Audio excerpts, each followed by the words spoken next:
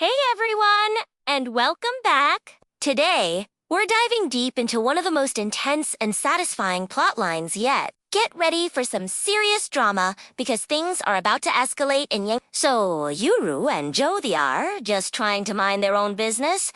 But of course, Wang Rong, that notorious troublemaker, just can't leave them alone. He blocks their path, his words growing more and more disgusting until Yuru has had enough. She delivers a sharp slap right across his face, but that just makes things worse. Wang Rong's guards immediately grab Zhou, pinning him down, and Wang Rong himself lunges for Yuru.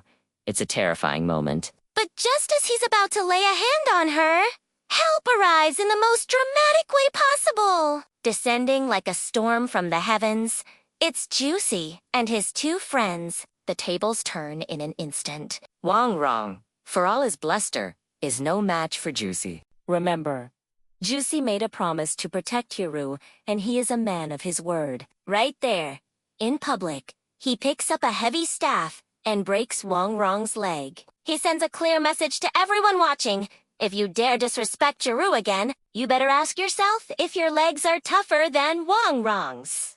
The crowd is stunned, and Wang Rong's goons drag him away in defeat. After the chaos subsides, the first thing Yuru does is rush over to Zhou and apologize for getting him involved. But Zhou, being the straightforward soldier he is, holds no grudge. He just saw a friend in trouble and is glad she's safe. On the walk back, though Yuru is unusually quiet, Jiusi, seeing her silence, worries she's angry with him for being so violent. But her reaction is something he never expected. She confesses that this is the first time in her entire life that someone has stood up for her so fiercely, without even asking for the reason why. She looks at him, her eyes filled with a mix of confusion and gratitude, and asks, "Why are you so good to me?" Jiusi, caught off guard and fighting his own feelings, just blurts out the first thing that comes to mind, saying he thinks of her as a brother. Yeah, smooth move, Jiusi. Back at the Jiu residence, the news has already reached his mother, Yangzhou. She rushes to comfort Yuru, promising to get justice for her. That's when Jiusi reveals that justice has already been served. He broke Wang Rong's leg. Yangzhou is furious. She scolds her son for his reckless impulsiveness and immediately sends him to the family shrine to kneel and reflect on what he has done. Feeling like this is all her fault, Yuru insists on going with him. She's not going to let him face this punishment alone. In the shrine, Yangzhou lays out the grim reality of their situation. These are not peaceful times. The emperor is gravely ill, and the capital is a powder keg of political tension. One wrong move, one whisper of scandal, could bring disaster upon Yusi's uncle, who holds a high position at court. Yangzhou suspects this whole incident might have been a trap set by the Wang family. She predicts their next move. Wang Rong will come to their door, dragging his broken leg, to apologize. This would paint the Jiu family as arrogant bullies who abuse their power. If that story reaches the capital, it would be a permanent stain on their family's reputation. Hearing this, Jiusi knows he can't just sit and wait. He decides to beat them to the punch and go to the Wang residence to apologize first. As they head out, fate intervenes. They run right into Wang Rong and his father, Wang Shanchan, who were on their way to the Jiu residence to enact their little scheme. The confrontation happens right there in the middle of the street. Wang Shanchan immediately starts his performance, loudly implying that the powerful Ji family is bullying his poor, innocent son. Yangzhou, ever the strategist, bows deeply and apologizes, refusing to give them any leverage. But Wang Shanchan isn't done. He takes it a step further, preparing to kneel right in front of Yangzhou in a dramatic display of fake humility. This is too much for Jiusi. He can't stand by and watch this farce. He leaps from the carriage to stop him, and Yuru, terrified he'll do something rash, quickly pulls him back. But Jiusi has a plan. He doesn't use his fists this time. He uses his words. He systematically dismantles Wang Shanchan's argument, pointing out the glaringly obvious fact that Wang Rong was the one harassing Yuru in the first place. He exposes their lies for everyone to see. Wang Rong then tries to play another card, hiding behind the authority of Jiusi's uncle, the Minister of Personnel.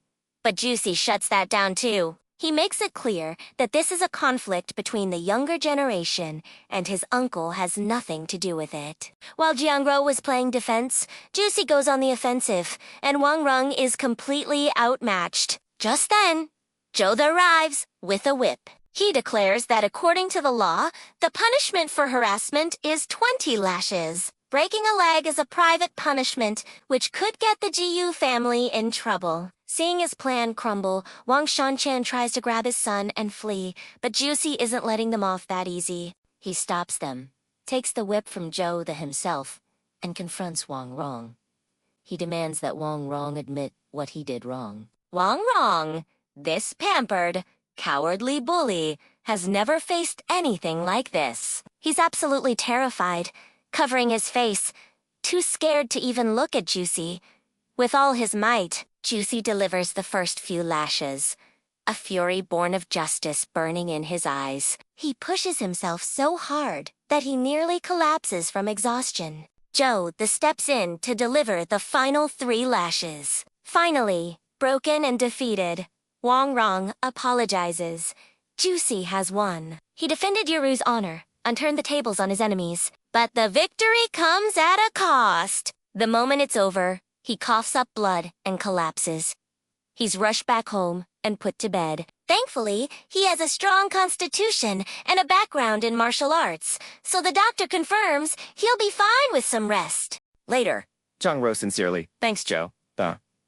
She admits that if he hadn't shown up with that whip and mentioned the law. Jiusi, in his anger, might have been the one to lose a leg in the end. Zhou expresses his admiration for Jiusi's character and says he hopes to become good friends with him. Yuru, grateful for everything, promises that once Jiusi is recovered, she hosts a proper thank you dinner for him. What an incredible sequence of events! From a street brawl to a political chess match, this story has it all. Jiusi proved he's not just a protector, but a brilliant strategist, and Yuru is finally seeing the kind of unwavering support. That night, Yuru stayed by Gizi's side, even planning to squeeze onto the bed with him, determined to take care of him. His fierce protection of her had touched her deeply. Growing up, she was used to mistreatment and had learned to endure everything in silence. Never in her life had she imagined someone would stand up for her like that. Jiusi, seeing her concern, promised that if the Jiu family were ever to fall, he would have a safe future prepared for her. This wasn't a broken promise, he explained. Just a contingency plan to ensure her safety, no matter what happened. Meanwhile, in the Eastern Capital's court, tensions were rising. The Minister of Works, Zhao Yang, and the Minister of Rights, Zhang Shu, both reported issues with funding. The Crown Prince Liunqi immediately questioned Prince Liang, who was in charge of the treasury. Throughout the exchange, Emperor Liao remained silent, his gaze fixed intently on Prince Liang, his expression unreadable. Back in Yangzhou, Jiusi's injuries were healing much faster than he let on. He kept up the pretense of being gravely wounded, purely to keep Yuru by his side, enjoying her constant attention. One day, Yuru had to leave temporarily to oversee the loading of the first shipment for Boss Zhou at the docks. The moment she was gone, Jiusi dropped the act and secretly summoned his confidant, Munen. At the same time, Zhang, Jiusi's mother, picked Yuru up in her carriage. She revealed a piece of Jiusi's past that Yuru never knew. Jiusi was once destined to marry a princess, while everyone saw being a royal son-in-law as a great honor. It was actually a trap that would have made him a political target. The Jiu family was already walking on thin ice with the imperial court. Zhang confessed that after discussing it with Zhulanghua, they had made a difficult decision. The entire Jiu family would leave Yangzhou. She then presented Yuru with deeds for 30 plots of land. A fortune in its own right.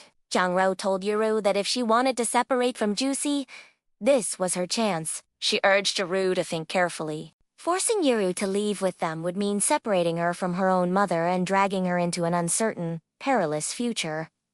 Zhang felt immense guilt at this possibility. Since moving an entire household would take time, Yuru still had a window to make her choice. Back at the Jiu residence, Moonan had arrived with a roasted chicken for Jiusi. Just as Jiusi was tearing into it, Yuru returned unexpectedly. In a panic, Jiusi hid Moonan and scrambled back into bed, resuming his act of a weak, injured patient. But he wasn't fast enough.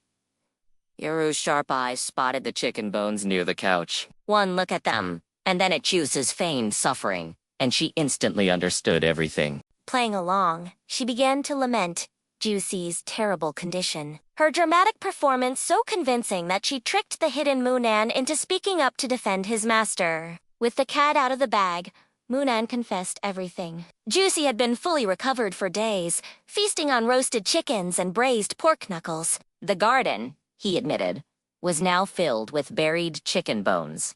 Yuru could only sigh in exasperation, wondering when her husband would finally grow up. In the capital, Emperor Li Yao made his move. He summoned Prince Liang and the Minister of Personnel, Jiang He. In a swift decree, Jiang He was demoted to a minor 5th-rank official and immediately dispatched to a remote region to manage flood control. Prince Liang was stripped of his control over the treasury and ordered back to his fiefdom, forbidden from returning to the capital without an explicit imperial summons. Before this shocking news reached Yangzhou, the arrogant Wang Shanqian was confronting Luo Zi. He declared that if Luo's information about the Jiu family's downfall proved false, Luo would have to pay with his own leg as compensation for his son's injury. But just then, the dispatch from the capital arrived. Upon hearing the news of Prince Liang's fall, Wang Shanqian's face went pale. He immediately bowed and apologized profusely to Luo Zi. However, Luo Zishang wasn't in a hurry to make a move against the Jiu family. His attention had shifted to a new player in town, someone he called a fish that crossed the river, a mysterious figure who had quietly arrived in Yangzhou from the northern region of Yuru. This mysterious figure was none other than Zhou Zi. He paid a visit to the Jiu residence to see Jiusi. After a brief and cryptic exchange, Jiusi left for Longshao House, a notorious gambling den. His purpose? To play 7 rounds of a high-stakes game called Jumping Horse with the formidable Madame Z. At that very moment, Zhang Rou and Yuru were meeting with merchants to arrange the logistics of the family's relocation. The news that Jiusi was gambling at such a critical time hit them like a physical blow. They were already overwhelmed with stress, and this was the last thing they needed. Yuru quickly comforted her mother-in-law, promising to handle it, and then rushed off with her maid, Yin Hong, to find Jiusi. The game of Jumping Horse was deceptively simple, with only 7 rounds, but the stakes escalated exponentially with each round, to the point where, by the end, the wealth of the entire world might not be enough to cover the wager. Yuru arrived, intending to drag Jiusi away, but Zhou intercepted her. He revealed that he and Jiusi had orchestrated this entire event as an elaborate trap. With the plan already in motion, they couldn't risk Yuru, who was unaware of the details, accidentally ruining it. Goaded on by Madame Zifen's provocations, Jiusi ignored Yuru's pleas and calmly continued with the gamble. The stakes were rising, and everything was on the line. Thank you for watching. If you enjoyed this story, don't forget to like, subscribe, and hit the notification bell so you don't miss the next part of this thrilling tale. See you next time!